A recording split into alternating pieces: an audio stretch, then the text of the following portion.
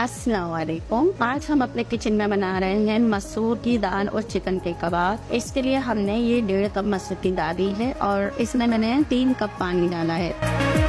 अब इसमें मैं डालूंगी 1 टीस्पून हल्दी और इसको हम पकने छोड़ेंगे कि ये पूरी तरह से गल जाए। मैं इसमें और कुछ नहीं डाली, सिर्फ हल्दी डाली है और अब इससे हम पकने देंगे। हमें दाल का पानी बिल्कुल खुश्क करना है। दाल गल गई है, अब इसका पानी हम बिल्कुल खुश्क कर देंगे। ये देखें, ये दाल हमारी ठंडी हो गई। अच्छा, इसको हमने पीसा नहीं है क्योंकि ये दाल जो है वैसे ही पकाने में ही गल जाती है। ठीक है, तो अब हम इसमें बाकी की चीजें ऐड करेंगे। इसमें नमक डालेंगे, हस्बे जायका, क्योंकि हमने दाल में कुछ भी नहीं डाला है। गरम मसाला powder 1/2 teaspoon, chaat masala 1 teaspoon, लाल मिर्च पाउडर 1 टीस्पून, काली मिर्च पाउडर 1/2 टीस्पून, 1 प्याज चॉप, 10 हरी मिर्चें chop, chicken powder 1 table spoon,